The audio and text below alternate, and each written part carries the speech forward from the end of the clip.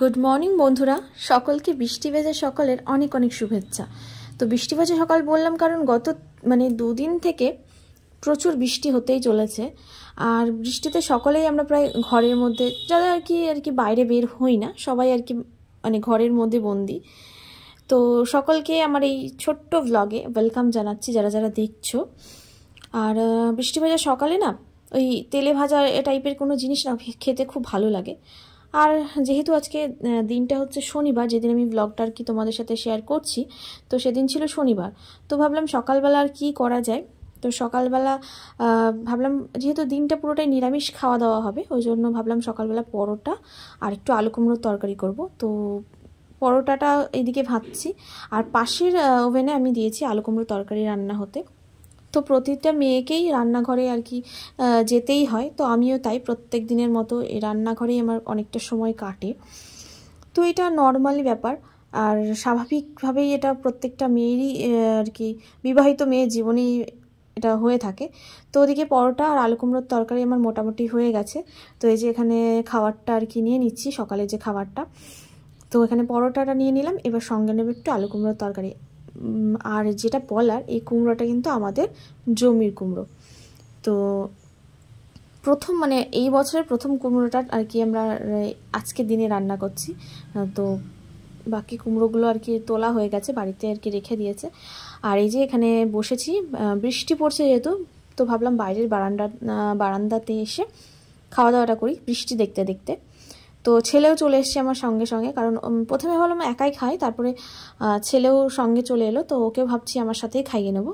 তো যাই হোক, এই যে এখানে মিষ্টি নিয়ে নিয়েছি, কারণ ও তরকারি খাবে, খুব একটা ভালো খাবে না, তো ও মিষ্টি দিয়ে ভালো খাবে, ওই জন্য মিষ্টি নিয়েছি ওর জন্য, আর আমার জন্য তরকারি আর পরোটা নিয়েছি।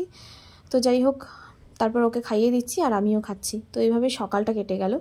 তো তারপর ভাবলাম দুপুরে রান্নাবান্নাটাও তোমাদের সাথে শেয়ার করি। তো কী আর করি, রান্নাবান্নাই তোমাদের সাথে শেয়ার করি, যতটুকু আর কি ভালো শেয়ার করা যায় আর কি। তো এখানে আজকে দুপুরে যেহেতু সকালে তেলে ভাজার খাবার খাওয়া হয়েছে, তো দুপুরে একদম হালকা পাতলা খাবারটা রাখবো। তো হালকা পাতলা না, ওই ভাজা ভুজোর মধ্যেই চলছে। বৃষ্টির দিনে না ওই পকোড়া টাইপের জিনিস কিন্তু খুব ভালো লাগে। তো দুপুরের মেনুতে ঠিক ওরকমই একটা জিনিস করব ভাবছি। তো এখানে ঝিঙে পোস্ত করব, ঝিঙে আলু পোস্ত। তো ওই জন্য ঝিঙেগুলোকে সব ছাড়িয়ে কেটে নিচ্ছি, তারপর এগুলোকে ধুয়ে নেব, তারপর আর কি ছোট ছোট করে কাটবো।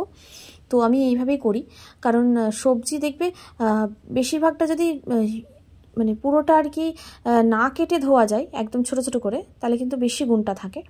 তো কাটতে কাটতে দেখলাম একটা ঝিঙে পুরোপুরি পচা বের হয়েছে, তো ওটাকে ফেলে দিয়ে চাকুটা ধুয়ে নিলাম। তারপর এখানে বাকি ঝিঙেগুলো ছাড়িয়ে নিচ্ছি, তারপর এগুলোকে ধোবো। ধোয়া হওয়ার পর আমি এগুলোকে ছোট ছোট করে কেটে নেব। তো এই যে এদিকে ছোট ছোট করে কাটাকাটি করছি। আর এদিকে আরেকটা কাণ্ড হয়েছে, মোচা এনেছিল, পাশে দেখতে পাচ্ছ মোচা রয়েছে আমার। তো মোচা এনেছিল হচ্ছে জমির মোচা আমাদের। তো এই বৃষ্টির দিনে 13টা গাছ আমাদের পুরো আর কি কলা গাছ পড়ে গেছে। তো সেখান থেকে একটা মোচা কেটে এনেছে, কলা আর কি প্রচণ্ড হারে ক্ষতি হয়ে গেছে। 13টা গাছে কলা, বুঝতে পারছো, পুরোপুরি কলা আর কি পেকে যায়নি, পোক্ত হয়নি যেটা বলে আর কি। তো একটা মোচা নিয়ে এসেছে, তো সেই মোচাটা দেখলাম আর কি ছাড়ানো হলো। তো ছাড়ানোর পর দেখলাম ওটার মধ্যেও বাইরের যে খোলাগুলো থেকে মোচা নেওয়া হয় না তরকারি করার জন্য, সেগুলো দেখলাম অর্ধেক অর্ধেক কলা হয়ে গেছে। একদম ছোট ছোট যে কলার আর কি ফুলটা থেকে কলা হয়ে যাওয়া না, সেরকম হয়ে গেছে। তো ওগুলো বাদ দিয়ে দিলাম। তো এইটুকুই অবশিষ্ট রয়েছে। তো ভেবেছিলাম মোচা রান্না করব আর মোচার চপ করব। এই চপ বলতে বড়া টাইপেরই, যাই হোক বৃষ্টির দিনে বললাম না এই পকোড়া টাইপের জিনিস একটু খেতে ভালো লাগে। তো ওই জন্য বাকি যে মোচাটুকু অবশিষ্ট রয়েছে সেটুকুই কেটে নিচ্ছি। তো এই যে এইটুকু মোচা অবশিষ্ট রয়েছে, এটুকুই ভাবছি আজকে পকোড়া করে ফেলবো। তো চলো মোচাটা আমার কাটা চলুক। তো অন্য সময় সবসময় তো অন্য ধরনের আর কি রিলস টিলসগুলো শেয়ার করি তোমাদের সাথে। তো আজকে ভাবলাম এরকম ধরনের একটা প্রতিদিনের ব্লগ তোমাদের সাথে শেয়ার করি, এতে কিন্তু মনটাও বেশ ভালো লাগে, একটু অন্য রকমের একটা ফিলিংস আসে। তো সংসারী একটা ব্যাপার আসে। তো যাই হোক, প্রত্যেক দিনের জীবনের মধ্যে এইটাও আমার জীবনের একটা অংশ। তো এখানে মোচাটা কাটা হয়ে গেছে, ওটাকে নুন হলুদ দিয়ে একটু হালকা করে আর কি চটকে নিয়ে সেদ্ধ করতে দিলাম হালকা করে একটু। তারপরে এদিকে করব ঝিঙে আলু পোস্ত, তার জন্য আমি কড়াইয়ে দেখছো রান্না বসিয়ে দিয়েছি। তো ঝিঙে আলু পোস্ত করব, ওদিকে মোচাটা সেদ্ধ হবে পাশের ওভেনে, তারপর ওটাকে চপ বানাবো এবং ভাতটাও রান্না করব। তো চলো আমার সঙ্গে থাকো এই ব্লগটার মাধ্যমে। যদি তোমাদের এই ধরনের ব্লগ দেখতে ভালো লাগে তো আমি অবশ্যই কিন্তু এই ধরনের ব্লগ তোমাদের সাথে শেয়ার করব। তো প্লিজ তোমরা কেউ একটু কমেন্ট করো। আর একটা কথা আমি তোমাদের সাথে বলি, মানে আমার মনে হলো তাই তোমাদের সাথে ভাবছি শেয়ার করি এটা কথাটা, যে আমাদের প্রত্যেকেই কিন্তু দেখবে একটা আমাদের টেন্ডেন্সি আছে, আমরা একে অপরের সাথে না নিজেদের জীবনটা মেলাতে যাই, মানে তুলনা করি খুব। এটা আমাদের প্রত্যেকের কিন্তু স্বভাব রয়েছে, একে অপরের সঙ্গে নিজেদের জীবনটা মেলাতে যায়।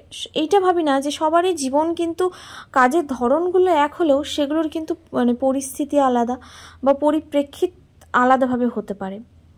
তো যাই হোক, সেটা আমরা কেউ ভাবি না। আমরা সবসময় ভাবি পাশের জন বা পাশের বান্ধবী বা পাশের বাড়ির লোক বা মানে আমাদের যে আশপাশের যে প্রতিবেশীরা রয়েছে তাদের মতো হওয়ার, বা তারা এরকম করেছে তাদের জন্য এরকম, মানে এরকম ভাবতে যাই, যে তুলনা করতে যাই। আর তুলনা করতে গিয়ে কিন্তু আমাদের নিজেদের যে পার্সোনালিটি সেটাকেই আমরা অনেক সময় অনেকটা হারিয়ে ফেলি এবং নিজেদের সমস্যাগুলোকেও আরও বেশি জটিল করে ফেলি। তো আমরা যদি সবসময় নিজেদেরটা নিজেদের মধ্যে রাখি, নিজেদের থেকে সেটাগুলোকে সলভ করা বা সেগুলোকে আর কি ভেবে সঠিক রাস্তা বের করার চেষ্টা করি, তাহলে কিন্তু এই সমস্যাগুলো আমাদের জীবনে হবে না। তো তোমাদের সাথে কথা বলতে বলতে আমার রান্নাবান্নার যা ছিল সব হয়ে গেল, মোচার পকোড়াগুলো হয়ে গেল। তো যাই হোক, তারপর এদিকে আমি বিকেলবেলা তোমাদের সাথে আবার বাকি সময়টা শেয়ার করছি। তো বিকেলবেলা যাব একদম বাড়ির পাশের মন্দিরে। তো ওই জন্য একটা শাড়ি পরে রেডি হয়ে নিলাম। আমি কিন্তু কোনো মেকআপ বা কিচ্ছু করিনি, একদম নর্মাল সিম্পল একটা টিপ আর মাথাটা আঁচড়ে নিয়েছি, ব্যাস। আমি খুব একটা যে সবসময় সাজতে পছন্দ করি তা নয়, একদম সিম্পলের উপর আমার সাজগোজ থাকে। তো চলো, ন্যাচারাল লুকটাই আমি বেশি পছন্দ করি। তো যাই হোক, চলো এখানে বাইরে বেরিয়ে দেখি বৃষ্টি তো ঝিরঝির করে পড়ছে। আর চলো আজকের এই ব্লগটা এখানে শেষ করলাম, ভালো থেকো।